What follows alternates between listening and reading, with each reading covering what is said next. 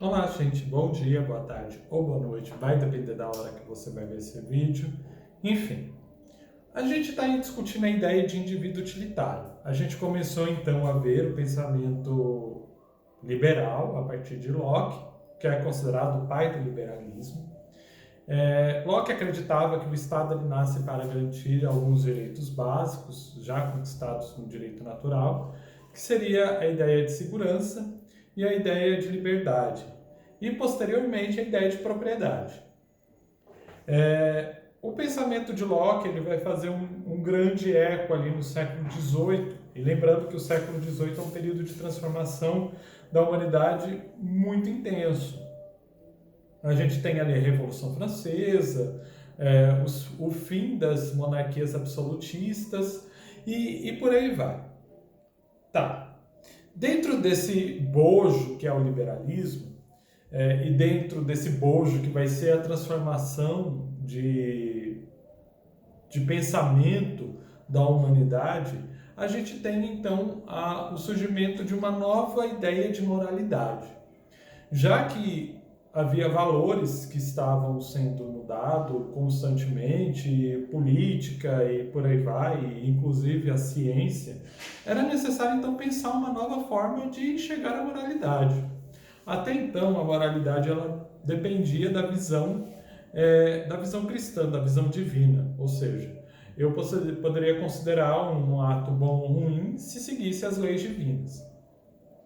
A partir do liberalismo, e principalmente da visão utilitarista, essa ideia de que a moralidade depende de Deus, ela é posta de lado e é colocada em primeiro plano, a felicidade humana. Ou seja, o que importa, então, o que resulta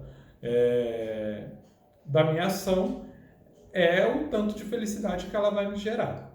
Então, a gente pode resumir a ideia utilitarista como uma teoria consequencialista, ou seja, o que importa são as consequências da minha ação, que afirma que as ações elas são boas quando tendem a promover a felicidade e ruins quando tendem a promover o oposto à felicidade. Então, vamos guardar bem isso aqui. O utilitarismo defende que a ação boa é aquela que resulta felicidade. A ação ruim é aquela que resulta em felicidade. Então, como o homem ele é colocado então como um parâmetro de suas próprias ações, ou seja, eu vou julgar se a ação ela vai ser boa ou não conforme o meu parâmetro de felicidade. Tá. O utilitarismo ele pode ser, a gente pode definir ele a partir de três proposições. Primeiro, as ações elas são julgadas certas ou erradas somente pela virtude de suas consequências. Isso a gente acabou de explicar, ou seja, o que importa é a consequência da ação. Ao avaliar as consequências, a única coisa que conta é a quantidade de felicidade ou infelicidade que é criada. E terceiro, a felicidade de cada pessoa tem o mesmo valor. Ou seja, independente de classe social, de raça, de crença, o que importa é que todas as pessoas elas podem ser felizes, elas podem sentir o prazer e que essa felicidade ela possui o mesmo valor, independente da pessoa. Tá. Quem vai definir o utilitarismo aí são três filósofos, mas a gente vai focar apenas em dois. Primeiro, David Hume, que também vive ali no século XVIII, Jeremy Bentham, que é um filósofo e jurista inglês, que é responsável por reformular algumas leis ali da Inglaterra, e Stuart Mill. Stuart Mill é um pensador escocês e economista, que é considerado praticamente o pai do capitalismo. Stuart Mill é responsável por difundir a ideia mesmo do utilitarismo e aperfeiçoar aquilo que já tinha sido pensado por Bentham. Tá. Então, a gente vai focar nesses dois últimos, Jeremy Bentham e Stuart Mill. Tá. Então, esse é o burburinho aí que vai surgir então com o liberalismo, a nova moralidade que é o utilitarismo. Tá ok. antes da gente começar a avançar ali, explicar melhor essa corrente que nasce dentro do capitalismo, dentro do pensamento liberal, a gente precisa lembrar que Bentham, ele discorda um pouco ali de John Locke. Primeiro, Bentham acreditava que o homem ele é livre a partir do momento que ele consegue se desenvolver e conseguir fazer escolhas morais. Ou seja, as escolhas ali daquilo que vai proporcionar felicidade para ele. Para Locke, não. O homem ele já nasce livre e é um direito natural dele. E aí começa a encrenca dos dois. A encrenca dos dois é que, para Bentham, eu não posso confiar em algo que é inventado hipoteticamente para justificar uma forma de pensamento minha. Vamos lembrar que para Locke a ideia de contrato social ela não é um fato histórico. Ele imagina um momento da história onde os homens se reúnem, criam um Estado e esse Estado vai garantir certos direitos aí. Bentham fala que não, pera, se você está inventando isso, como que eu posso confiar em algo que é inventado? E mesmo que esse contrato social existisse, como que os homens iam seguir esse contrato social? Sem apresentar nenhuma vantagem sobre a vida social. Então, aí, Bentham começa a definir como é que funcionam as leis. As leis elas devem apresentar alguma vantagem na vida social, ou seja, ela deve proporcionar prazer ao cumpri-la. É engraçado isso, porque é a primeira vez que é definido, a gente tem uma retomada depois do período medieval, quase ali no período moderno, a gente tem uma retomada de que o homem é um ser de prazer. E vivenciar o prazer é o fim de todos os seres. Isso é o interessante no utilitarismo. Ele retoma a ideia de que o homem é um ser de prazer e movido por felicidade. Então, Bentham acreditava que em vez de apelar para um direito natural que foi inventado e que não existe nenhum dado histórico sobre esse direito natural ou do contrato social, os homens deveriam apelar para a utilidade de uma ação ou de uma norma. Ou seja, a obediência às leis passa pela satisfação que pode ser proporcionada por ela. Então, é aqui que Bentham começa a definir, então, o seu pensamento. A obediência às leis elas não está ali jogada num contrato social, que não é um fato histórico e que foi inventado por outras pessoas. Não, o cumprimento às leis passam pela satisfação do cumprimento dela. Ou seja, eu vou retomar isso de novo. É a retomada da ideia de que o homem é um ser de prazer. Tá, isso lá depois de Epicuro, lá no começo da era cristã, lá do século I. Ou seja, a gente tem uma retomada de que o homem é um ser de prazer. Então, de fato, quando se considera o prazer como finalidade ética, temos aquilo que se chama de hedonismo. Tá, o que é hedonismo? O prazer ele vai ser a finalidade da ação, ou seja, eu vou praticar uma ação conforme ela vai ser prazerosa, se ela vai gerar prazer a mim e se ela vai proporcionar felicidade para mim. No entanto, o hedonismo utilitarista está fundamentado e preocupado com a vida em sociedade. Portanto, a noção de prazer e dor deve ser compartilhada, surgindo dessa partilha a verdadeira moral. Então, Bentham e eu acreditava que o prazer ele deveria ser compartilhado. Quando eu pratico uma determinada ação, eu devo pensar se essa ação ela vai ser prazerosa para mim e para o maior número de pessoas possíveis. Eu não sei se vocês assistiram já uma série no Netflix chamada The Good Place, ou Lugar Bom.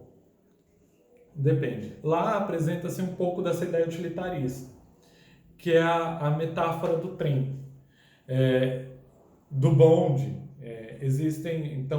Existe um bonde desgovernado, e eu tenho que salvar ou a vida de 5 operários ou a vida de uma pessoa que eu amo. E aí entra o dilema. O que eu devo fazer? A vida de 6 pessoas estão na minha mão. O que eu vou fazer, então, para salvar? Qual vai ser o resultante aqui? Segundo a ideia utilitarista, eu devo salvar as 5 pessoas. Por quê? Essas 5 pessoas vai gerar felicidade maior na ação de uma maneira coletiva. Enquanto eu estou perdendo uma pessoa que eu amo, eu estou fazendo a felicidade de 5 famílias, por assim dizer. Então, essa seria a metáfora do bonde. Mas aí a gente entra em alguns problemas da teoria utilitarista, que é bom salientar. O homem é um ser hedonista. O homem é um ser de prazer, o que vai importar é o seu prazer e por aí vai. E daí em diante, o que importa é a consequência. Vamos retomar uma coisa que eu tinha falado lá no começo. Na teoria utilitarista, o que importa são os fins, não importam os meios. E aí a gente encontra alguns probleminhas. Um primeiro probleminha é a ideia de um estupro coletivo. Dentro de um estupro coletivo, se eu tenho mais de uma pessoa tendo ali prazer e felicidade, eu posso desconsiderar a dor da vítima. Um outro ponto que a gente pode pegar para a ideia consequencialista aqui é que James Rachel fala ali da ideia hedonista. O hedonismo, ele vai pegar como que eu posso explicar isso de uma maneira mais tranquila? Mas ele equivoca-se sobre a natureza da felicidade. A felicidade ela vai ser uma resposta que recebemos da realização das coisas que reconhecemos como boas, independentemente e por seus próprios direitos. Então, vamos simplificar isso daqui. Ter uma amizade é boa. Certo? Certo, a gente não duvida disso. A amizade ela pode trazer felicidade? Pode. Isso a gente não vai discutir. Porém, eu tenho um amigo que na presença dele eu me consigo dar muito bem com ele. Porém, pelas costas, esse meu amigo fala muito mal de mim. Eu não fico sabendo disso, mas ter a amizade dele me faz feliz. E nessa situação, o que importa aqui é a felicidade?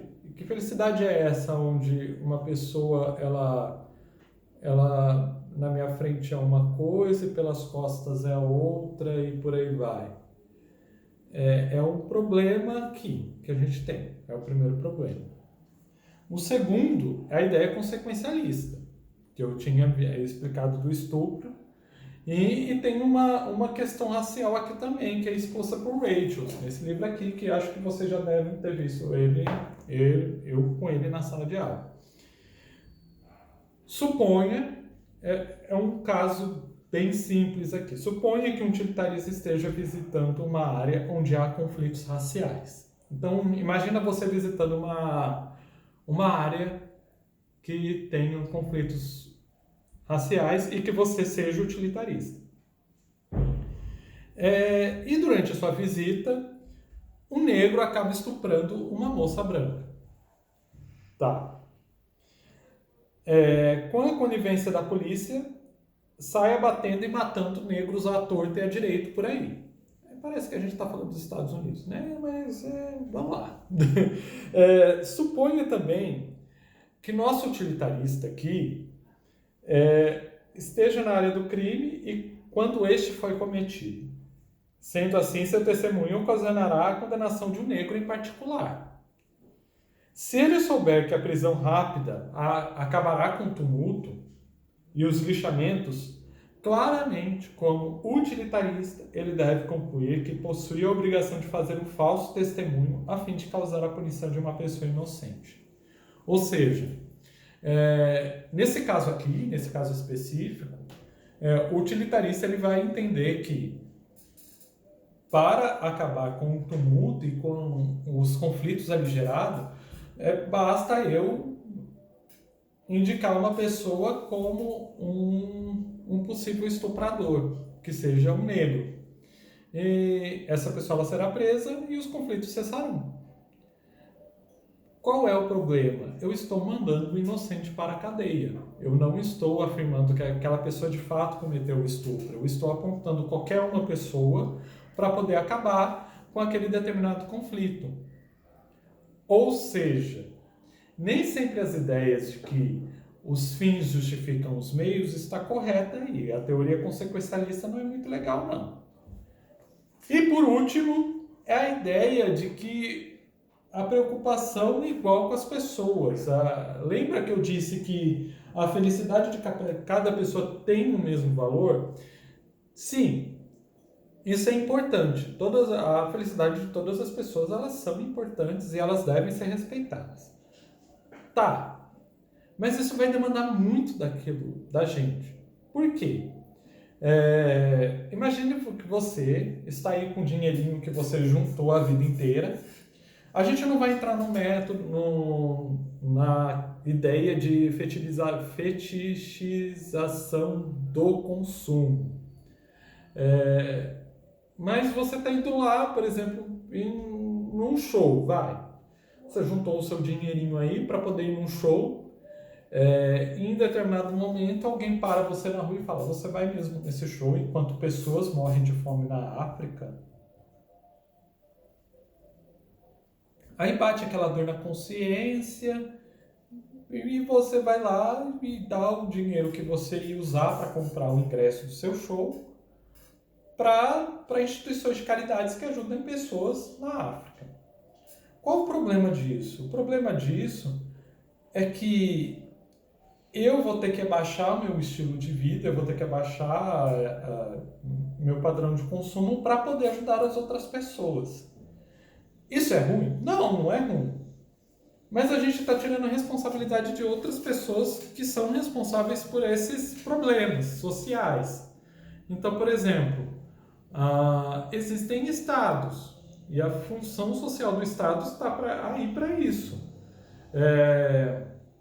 Ou seja, a ideia de que a felicidade de todas as pessoas deve ser tratadas como iguais e de que deveríamos nos preocupar igualmente com todas as pessoas, isso demanda muito das pessoas. Não que isso seja incorreto, não, muito pelo contrário. Mas se a gente for analisar na análise fria da lógica, é impossível se preocupar de maneira demasiada com todas as pessoas.